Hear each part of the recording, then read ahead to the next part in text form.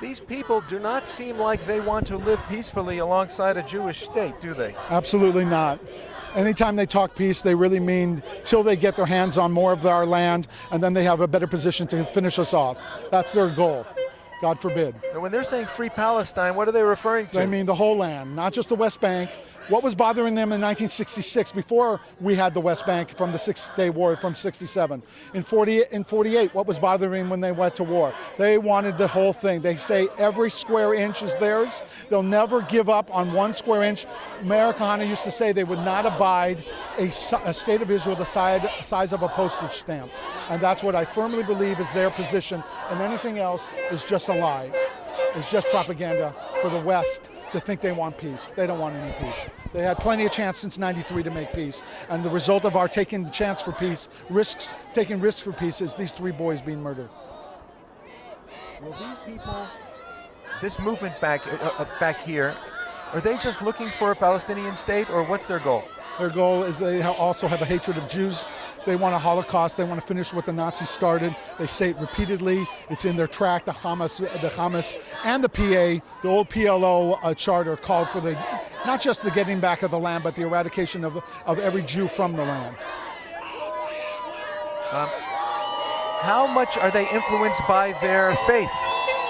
The Quran talks about the Jews being pigs and monkeys and apes, and they have been taught from their breast milk on, from their nursing at their mother's breast, to hate the Jews and to hate Israel, and it's part of it's embedded, it's ingrained within the psyche of their faith in Allah, a false god. Would you say that this is a religio or a theo-political protest, or just political? No, they're nationalist and religious, like we're supposed to be. The problem is Jews don't have enough nationalism in themselves. The Torah mandates nationalism, of pride in our country, of being obligated by God to go and live in our country and take it over and never give any of it away to non-Jews, so that the name of their religion should be over the land that belongs to God. But their goal is the same goal the proper Jews have, like Meir Kahane, to take the land, and they want to have it all for their religion, for their national pride, for their political freedom and everything else, but it's our land. They've been squatters for 400 years or however long they claim they've been there on the land. It was just sitting there waiting for us to come back and reclaim it. And just like, but I'm not hiding from the fact that we came to take it in the time of Joshua. We took it from the Canaanites who were there before us. They stole it from our fellow Shemites. They're Hamites, and the Canaanim descend from Ham, who stole it from the Shemites, who Noah had given the Holy Land to his fellow, his son Shem, and Shem gave it to his children. And now, when Joshua came, we did take it away from other nations who built up the land, because God told us to. It was God's commandment. It's his decision. He owns the earth. Nobody else owns the earth. We don't own the earth. They don't own the earth. Nobody owns the earth except God. And he decides who gets the land. If they, God forbid, ever conquered the land from us, that would mean God determined to give it back to them for whatever reason, because he's mad at us or whatever. But that doesn't mean we'll give up. That means that we'll come back another time. But we have promises from our sages and from prophecy that we are never going to be leaving again. The state will always be there. It may transform into hopefully a Torah state, but the land is given by God to whatever nation. He gave America to the Americans. He gave France to the French. He gave Congo to Congolese. And our faith and our trust in God tells us that this is the proper approach. God owns the world, not them and not us. He determined already in 48 that we can come back and make our state that was 3,300 years old from the time of Moshe and Joshua, and now it's time to replenish it. And when we got there, we found people that have been squatters on there. Not a lot, but enough that they have a claim. They say they have a claim, but their claim is bogus. If I came into your house and you went away on a vacation for 2 weeks, and I came in your house and I'm sitting there and I'm staying in your house, and when you get back, you say, "What are you doing here?" I said, "Well, this house was vacant, so I came in and I took this house, and now it's mine because I got squatters' rights, and it was vacant. You gave it up. You don't want it anymore. God gave it to me. Our God, my religion, gave it to me." Would you say that's that's appropriate? Of course not.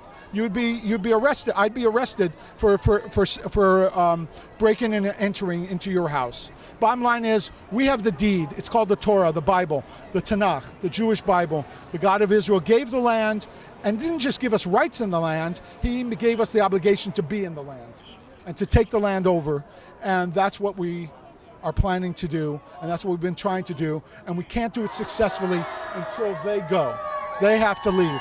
All their brothers have to come and join them in Los Angeles, and that'll be appropriate. And then they can sit here in front of the federal building and scream at the top of their lungs to the Goyim who will still live here, but all the Jews will be back over there in what they call Palestine, which never existed.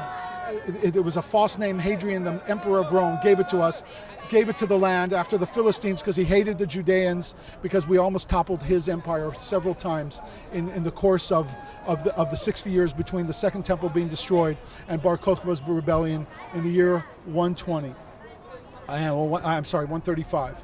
And so in those 65 years, we rebelled 3 times. And so the Romans hated us so much, they renamed it from Judea to Palestinia. And that's where it comes from. And it's a false, very false land. It never was. It was always Israel and Judea and Samaria and Shomron and Yehuda, and it was never Palestine. They're a false people. They don't have they're Arabs and Muslims. They are not Palestinians. There's no such people as Palestinians. They don't have a history. They don't have any kind of culture. They don't have any kind of framework to call themselves a people like the Jewish people have, or that the French people have, or the Russian people have. They're a non-existent, fraudulent people that never existed in history. How safe are American Zionists around them in groups? Well, these guys in particular, I don't think they're too dangerous. I think they're just a bunch of college students. But guys that are here, sleeper cells, and other Muslims here intend evil, and they're planning on it. Why don't you think they're dangerous to Zionists? It's because they want to. They want to take the land away from us, and they. Why don't you? You said you don't think that they're dangerous to American Zionists. These guys happen to be a bunch of college students, so I don't think they. So they're not dangerous? Well, potentially, if they turn to violence, then they would be dangerous. But as if you were to walk across the street, I did several times today. Nothing happened to me. Well, because without the cops there, if the cops were not there, there were no cops there when I went across the street. But now that they're all riled up. Yeah. So. How safe would a Zionist like yourself be in their midst? The bottom line is we have to show no fear. We have to trust in God, have faith in God that He protects us. Certainly they're the history of the Arabs and the Muslims. They have a blood hatred for the Jews right now, and they want a Holocaust. They were on the side of the Nazis during World War II, the Mufti of Yerushalayim, and everything else. But the bottom line is, we have to be prepared that if they start up with this in this country or any country around the world, we have to be ready to fight back. Never again will we go like lambs to the slaughter. And if they attack us, we're going to be prepared and ready to attack them back. No fear. We're not going to have any fear of them anymore. They are dangerous. There are people amongst them probably who are dangerous. But in general, American Zionists should think about moving to Israel. You don't do your Zionizing from 12,000 miles away. You have to do your Zionizing and put your money where your mouth is and go to Israel. Those are the words of America Hana. I stand by them. I still am here. I'm trying to get there. I'm agreeing with everything he's saying, even though I'm not able to fulfill what I'm saying right now. But I believe the bottom line is that the American Jews, our day here is over. All the world Jews need to go back to Israel before anything turns bad here. The potential to happen here, what is happening in France or Norway or in Britain, that potential is to be here. They can get a whole different element here than they have. They probably already have them hidden here, ready to break out when the time is right for them. And so therefore, American Jews should be on their guard and should be ready to leave here and to defend themselves till they can leave here. You think Obama is a benign force in this issue? No, I think he sides with the Muslims, and he has a hatred of Jews and Judaism, even if he doesn't express it completely in that way. Every turn in this whole process, since he came to office, has been to stab Israel in the back and to defend and to embrace the worst element of the so-called Palestinians and the worst element of the Arab-Muslim Brotherhood, etc. See, now they're all cowards. They're going to hide behind the police escort.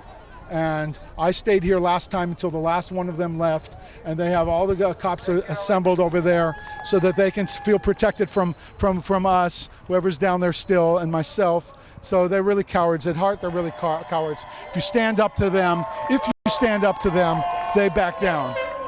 Don't fear them. Stand up for yourself. Have some pride in your Judaism, in Eretz Yisrael, and in your Torah.